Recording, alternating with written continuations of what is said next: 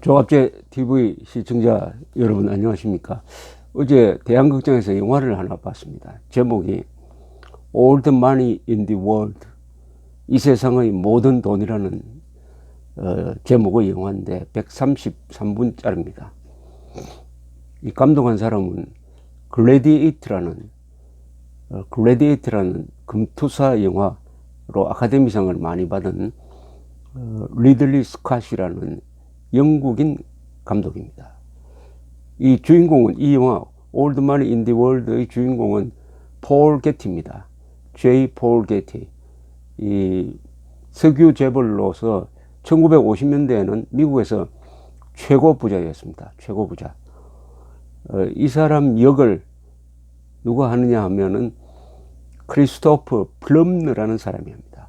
크리스토퍼 플럼너는 아마 여러분들이 거의 대부분이 보셨을 영화, 1960년대에 나온 사운드 오브 뮤직, 줄리 앤드루스가 노래를 부르는, 그리고 그 영화에 딱딱한 모습의 대령, 근엄한 대령으로 나오는 사람이 크리스토퍼 플럼너였습니다. 이제 세월이 50년이 흘렀습니다. 이분이 88세로서 이 사건의 배경이 되는 폴 게티 손자 납치 사건, 그때 폴 게티가 82살이었으니까 그 역을 합니다. 이 영화는 이 화제가 지금도 이어지고 있습니다. 왜냐하면은 이 영화는 사실은 작년에 다 찍어 놓았어요. 그러니까 11월쯤 되면은 개봉을 앞두고 다 찍어 놓았는데 사고가 났습니다. 이 영화에서, 오리지널 영화에서 이게 재촬영을 한 영화인데요. 여러분 케빈 스페이시라는 배우를 아실 겁니다.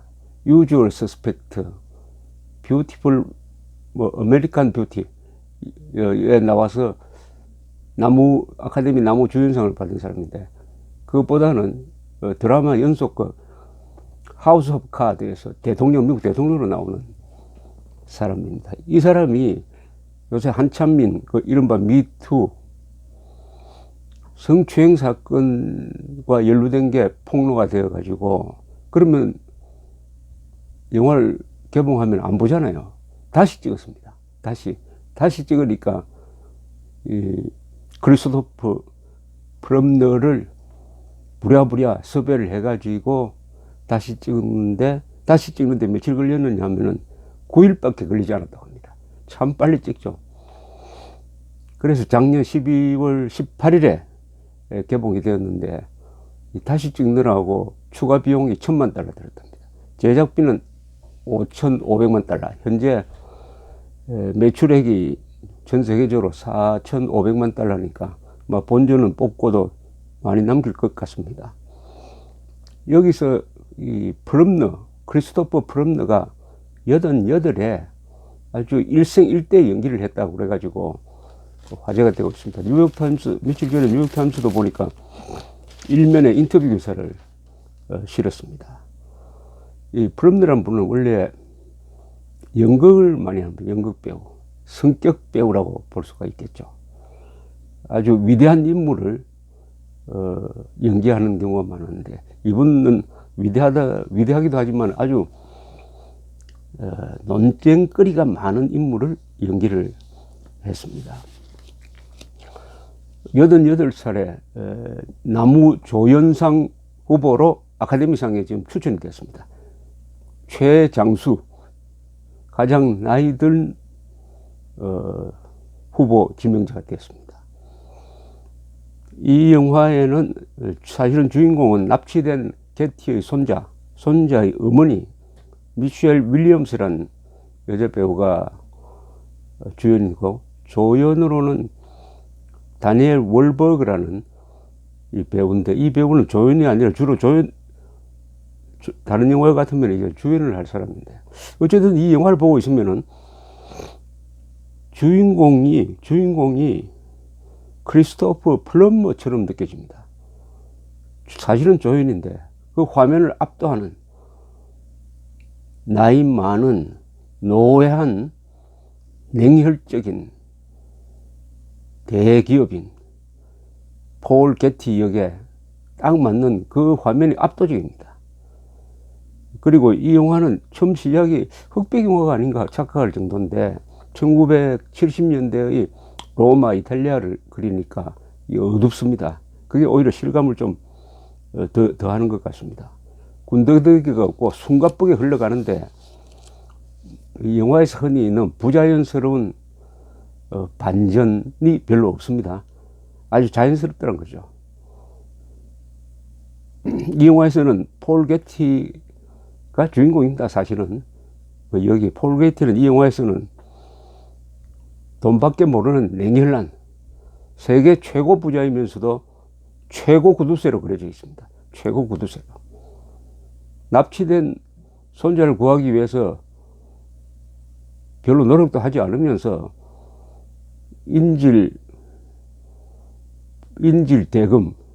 대금을 어떻게 좀 깎을 거냐 하는 데만 신경 쓰는 사람으로 그려져 있습니다. 자, 그럼 실제 인물 폴 게티는 어떤 사람이냐? 일부러 오클라호마에서 유전을 개발해서 돈을 벌기 시작했습니다. 세계 최대의 부호로 만든 것은 중동 진출입니다. 중동 사우디와 쿠웨이트 접경지대, 그 중간 중립지대라고 있습니다. 거기서 1953년에 큰 유전을 발견했습니다. 큰 유전을 발견했는데 그 유전 하나에서만 1년에 한 1600만 배럴의 기름을 뽑아냈습니다. 이분은 로스앤젤레스 살다가 런던의 근교에 있는 대저택에서 살았습니다. 이 대저택이 이번 영화의 배경인데요.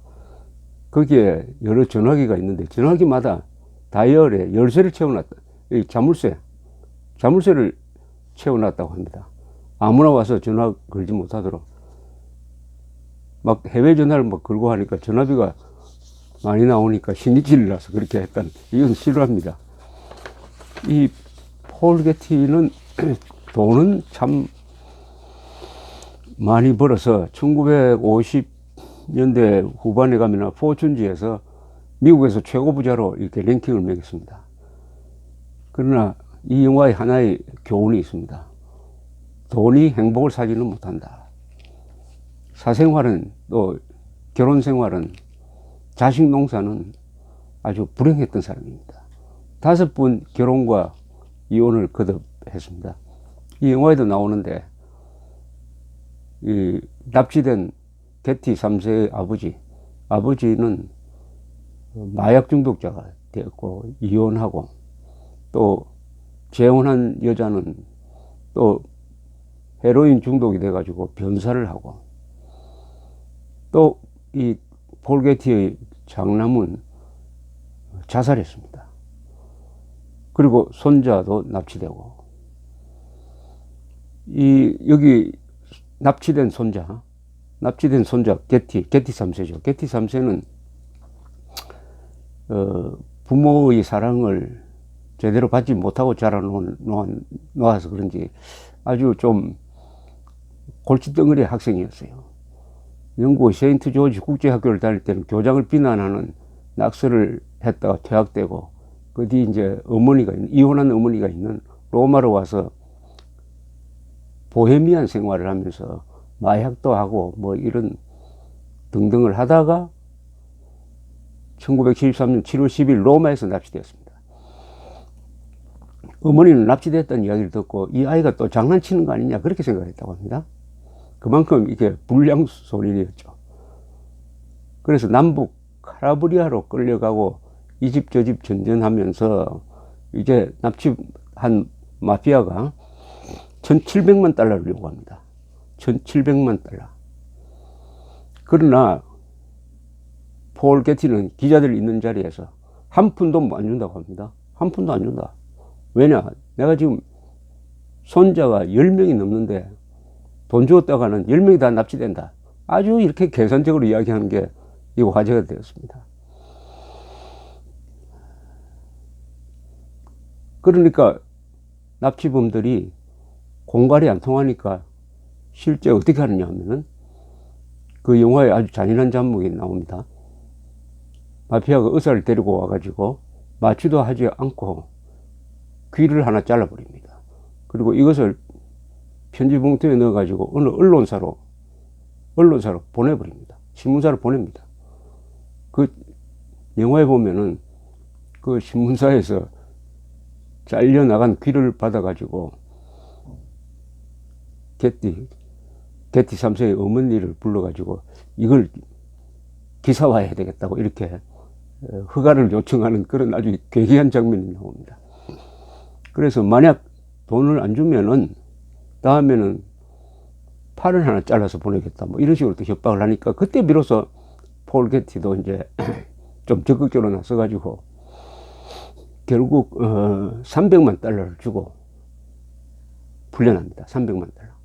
근데 이 폴 게티는 300만 달러 같으면 그 당시에 지금 환산해가지고 100억 달러 이상의 돈을 가지고 있었을 텐데 별것 아닌데 그것도 아끼려고 200만 달러는 소득 공제가 되니까 자기가 내고 나머지 100만 달러는 아들한테 빌려주는 형식으로 해가지고 아들이 내도록 합니다. 연리 4%로.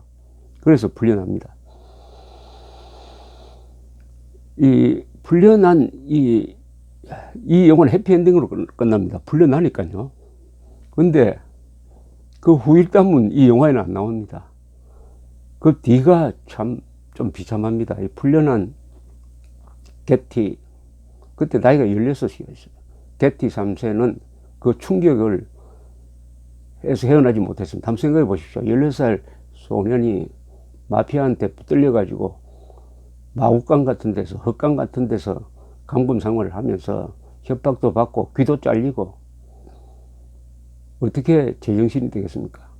풀려난 다음에 약물 중독에 걸렸다가 나중에는 뇌졸중이 와서 반신불수가 된 상태에서 또 돈은 많으니까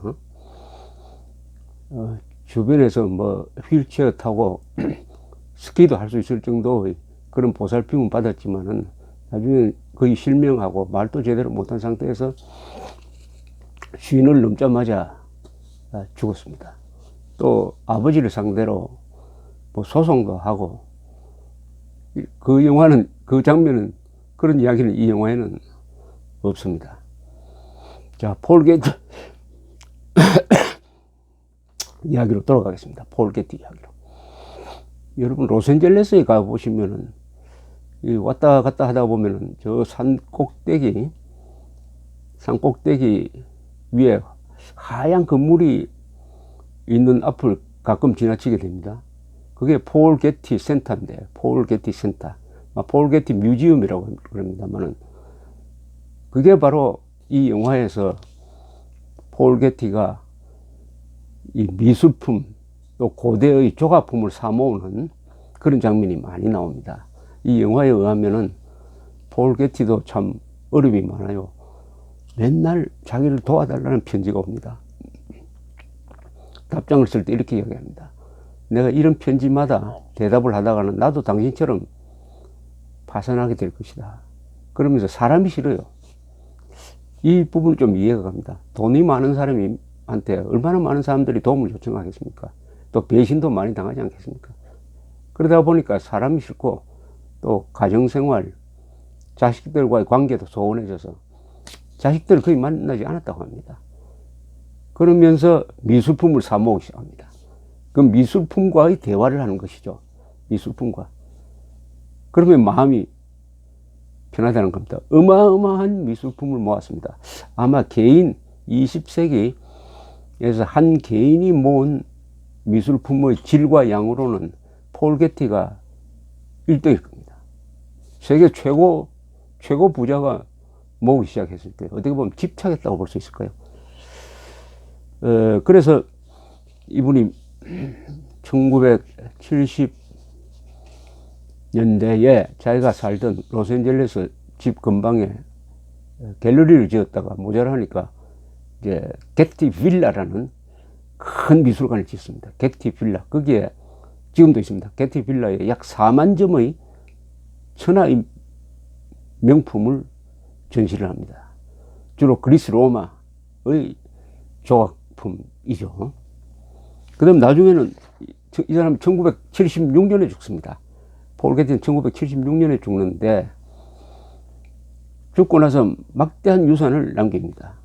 게티 트러스트 재단으로 넘겨서 거기서 또 하나를 더 지어요. 그게 지금 그 산타모니카 산 정당, 나지막한 산 꼭대기에 있는 게티 센터입니다. 게티 센터. 게티 센터까지는 주차장에서 올라갈 때 이 기차 비슷한 걸 타고 이렇게 올라갑니다만, 이 게티 센터를 지었습니다. 이 게티 센터는 그 복합 건물인데, 저도 지난 여름에, 지난 가을이군요. 지난 가을에 갔는데, 그 뒤에 또 저 딸하고 외손녀가 로스앤젤레스에서 무슨 공부를 한다고 가더니 또 거기 갔다고 합니다. 벌써 우리 3대가, 저희 집안 3대가 폴 게티와 인연을 맺은 셈입니다. 그러니까 돈을 잘 썼다는 이야기죠. 가정사는 그렇게 불행하고 구두쇠였는지 모르지만은, 그분이 수집한 것이 미술관이 되니까 여러 사람들을 즐겁게 만듭니다. 더구나 이 폴 게티 센터는 하나의 산정도시입니다. 산정도시.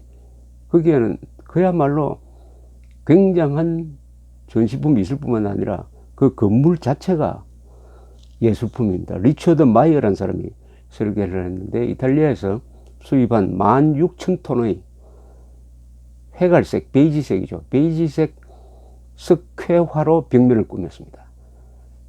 그러니까 이게 로스앤젤레스도 날씨가 좋으니까 햇볕을 받으면 아주 하얗게, 온천지가 하얗게 보이고, 그리고 자연채광, 그 전시실도 자연채광을 많이 했으니까 이 답답하게 보는 게 아니라 아주 즐기면서 보고, 또 바깥을 내려다보면은 바다도 보이고 언덕, 시가지, 아주 파노라마가 근사합니다. 이 폴 게티는 주로 이탈리아, 그리스의 이 미술품을 많이 수집을 했는데, 그러다 보니까 자연스럽게 도굴품과 도난품 등 이 불법 범죄성 이 물건들을 많이 수집을 하게 되었습니다. 이게 문제가 되었습니다. 이탈리아, 그리스 정부 쪽에서 수사를 하다가 보니까 이게 흘러 들어가서 게티 손으로 들어갔다 해가지고 반환 요구도 일어나고 해가지고 한동안 일종의 국제 문제가 돼서 상당 부분을, 아마 수십 점을 돌려주었습니다. 돌려준 것 중에서는 천하의 명작도 있습니다. 여기에 게티 센터에 있는 그 미술관에 전시된 전시품은 렘브란트, 세잔느, 모네, 마네, 그리고 고흐의 그림 중에서 아이리스, 붓꽃입니까? 아이리스라는 그림이 있습니다. 잘 아시다시피 고흐는 평생 1000점 이상을 그렸는데 동생을 통해서 판 거는 딱 하나밖에 없다고 합니다. 근데 이 사람 죽고 나서 유명해져 가지고 고흐의 그림 중에서 하나가 1억 달러씩 이상 팔린 게 4개가 됩니다. 그 중에 하나가 아이리스인데, 이게 게티 센터에 전시되어 있습니다. 이 영화는 올드만 인디 월드, 이 세상의 모든 돈이란, 이 영화는 소설이라보다는 어떤 책, 전기라고, 게티의 전기에 기초해서 만든 영화지만 역시 극적 효과를 만들기 위해서 사실과 다르게 한 부분도 있습니다. 예컨대 일단 게티, 손자 게티를 풀어주고 나서 마피아가 마음이 바뀌어가지고 죽이기 위해서 부하들을 풀어가지고 막 쫓아다니고 하는데, 그것은 사실과 다릅니다. 그럼 이 납치범들은 어떻게 되었느냐? 거기 보면 한 10여 명이 작당한 걸로 나오는데, 나중에 다 체포가 되었습니다. 이 영화에는 막 총격전도 벌리고 맞아 죽고 하는데 그런 건 없고 다 체포가 되었는데 기소된 사람은 딱 2명밖에 없어요. 이탈리아에서는 마피아가 재판소에까지 영향을 미치고 말 안 들으면 막 판사를 죽이고 하는 그런 분위기를 반영하는 것 같습니다.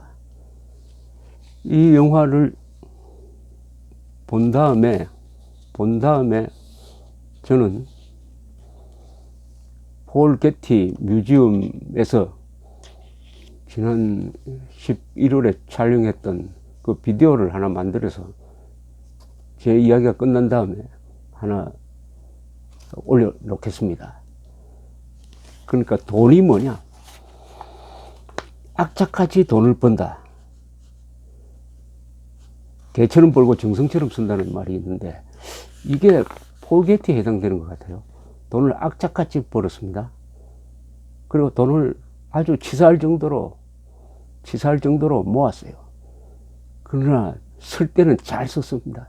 왜냐? 영원히 변치 않는 아름다움에 투자를 한 거죠. 아름다움. 미술품은 아름다운 거죠. 아름다움에 투자를 합니다. 아름다운 것은 오래 갑니다. 그러니까 세월이 지나면은 폴 게티에 대한 이야기는 석유 이야기보다는 어마어마한 2개의 미술관, 게티 센터는 연간 한 200만 명이 들어옵니다. 가장 많이 들어오는 미술관은 루브르 박물관인데 가장 많이 들어오는 미술관 랭킹으로는 한 27, 8등 된다고 합니다. 거기 오는 사람들마다 폴 게티의 돈의 혜택을 받는 것이죠. 그러나 공돈, 아들대로 넘어가면 이게 공돈입니다. 공돈을 쓰게 되면 인간은 타락하게 되는 것이죠. 그러니까 악착같이 돈을 벌 때도 타락을 하지만은 공돈을 물려받은 사람은 그 공돈에 눌려가지고 인간이 파멸한다. 행복은 절대로 돈으로 살 수 없다. 그것이 이 영화의 교훈이었습니다. 감사합니다.